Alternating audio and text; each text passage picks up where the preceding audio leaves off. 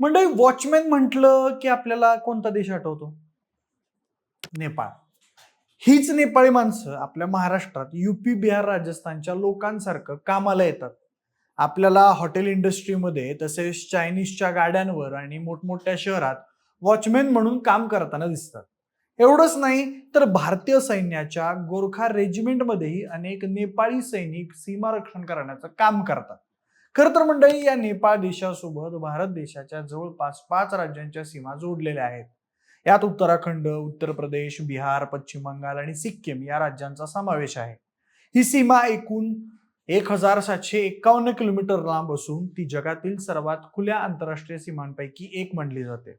एवढंच नाही तर सीमेवरील सर्व राज्यांमध्ये नेपाळ सोबत आपले थेट रोटीबेटीचे संबंध आहेत.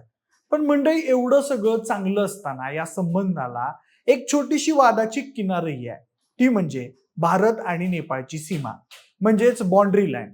आणि याच मुद्द्यावरून अधूनमधून भारताची आणि नेपाळची कुरबुर चालू असते.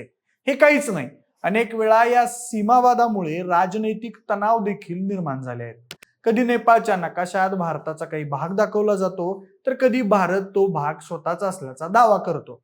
पण या दोन्ही देशांमध्ये एक तिसरा गडी पण आहे. त्याचं नाव म्हणजे चीन.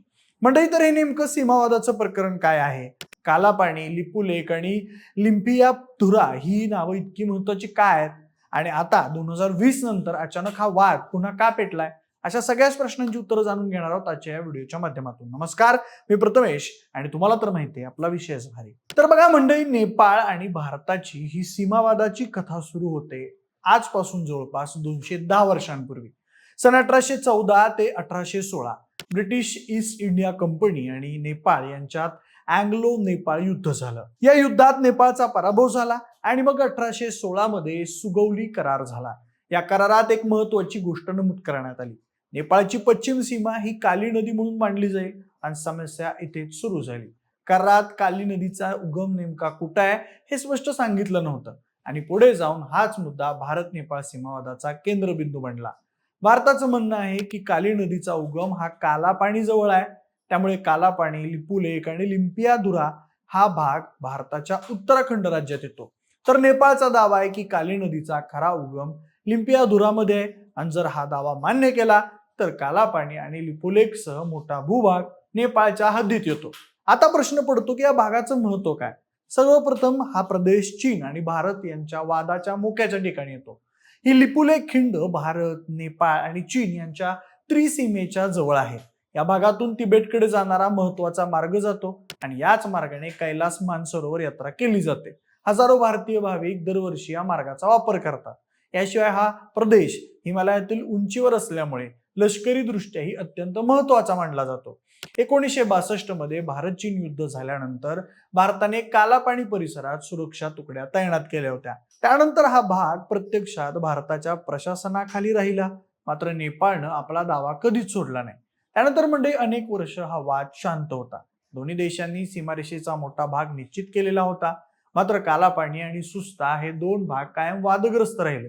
यानंतर 2015 मध्ये एक महत्वाची घटना घडली. भारत आणि चीन यांनी लिपुलेख मार्गाचा व्यापार आणि यात्रेसाठी वापर करण्यासंदर्भात करार केला. पण नेपाळने यावर तीव्र आक्षेप घेतला. त्यांचं म्हणणं होतं की ज्या भूभागावर त्यांचा दावा आहे त्या भागाबाबत भारत आणि चीनने नेपाळला विचारलंच नाही. पण याचा खरा स्फोट झाला 2020 मध्ये. भारताने उत्तराखंड मधून लिपुलेख पर्यंत जाणारा सुमारे 80 किलोमीटरचा रस्ता सुरू केला. हा रस्ता कैलास मानसरोवर यात्रेसाठी महत्वाचा मानला जातो. भारतासाठी हा एक विकास प्रकल्प होता, पण नेपाळसाठी हा त्यांच्या भूभागावर भारतानं केलेलं अतिक्रमण होतं. त्यामुळे नेपाळमध्ये मोठा राजकीय वाद निर्माण झाला. त्यावेळेचे पंतप्रधान के.पी. शर्मा ओली यांनी आक्रमक भूमिका घेतली. नेपाळने नवीन अधिकृत नकाशा जाहीर केला आणि त्यात कालापाणी, लिपुलेख आणि लिम्पियाधुरा हे भाग नेपाळचे असल्याचं दाखवलं. एवढंच नाही तर नंतर हा नकाशा नेपाळमध्ये घटना दुरुस्तीद्वारे अधिकृत स्वरूपात स्वीकारण्यात आला.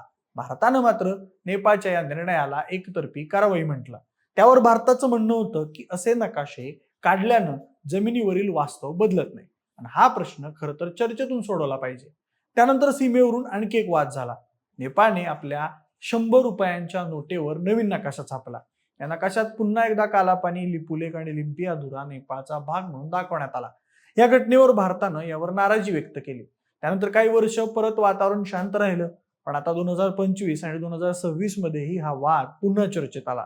कैलास मानसरोवर यात्रा पुन्हा सुरू करण्याच्या निर्णयावर नेपाळनं आक्षेप घेतला. त्यांचा दावा होता की ही यात्रा त्यांच्या भूभागातून आयोजित केली जात आहे. भारतानं मात्र हा मार्ग दशकांपासून वापरला जात असल्याचं सांगितलं.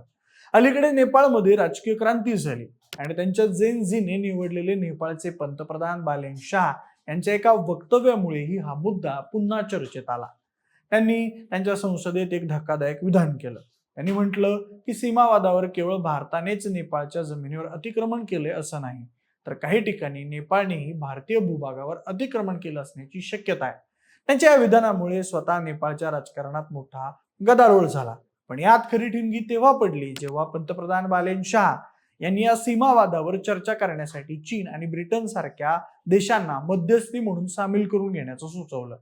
त्यानंतर ही गोष्ट भारताला अजिबात आवडली नाही. भारताच्या परराष्ट्र मंत्रालयानं तातडीनं भूमिका स्पष्ट करत सांगितलं की भारत आणि नेपाळमधील सीमावाद हा पूर्णपणे द्विपक्षीय विषय आहे.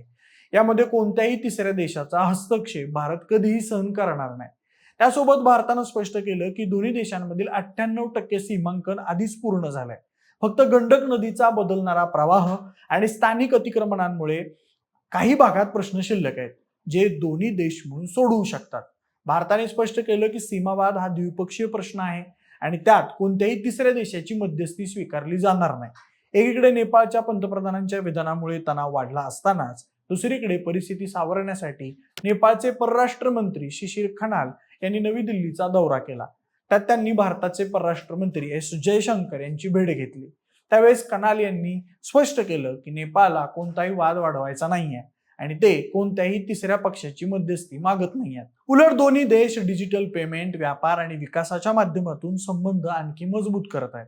थोडक्यात सांगायचं तर नेपाळच्या देशांतर्गत राजकारणामुळे तिथले नेते वेगवेगळी विधानं करत असले तरी भारतानं आपली भूमिका अत्यंत खंबीर ठेवली आहे.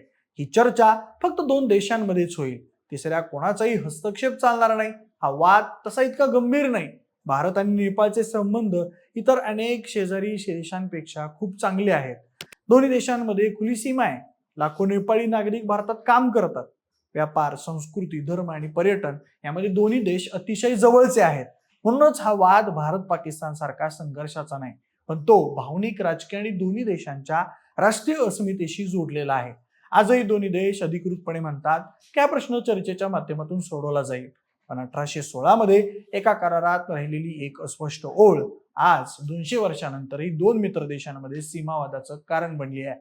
नकाशावरची एक रेष फक्त भूगोल बदलत नाही, तर ती इतिहास, राजकारण, राष्ट्रीय अभिमान आणि दोन देशांमधील संबंधही बदलू शकते. तर मंडळी, भारत आणि नेपाळमधील या सीमावादाबद्दल तुम्हाला काय वाटतंय ते आम्हाला कमेंट बॉक्समध्ये नक्की सांगा. सोबतच आपल्या विशेष भारीच्या युट्यूब चॅनलला सबस्क्राईब करायला अजिबात विसरू नका. धन्यवाद.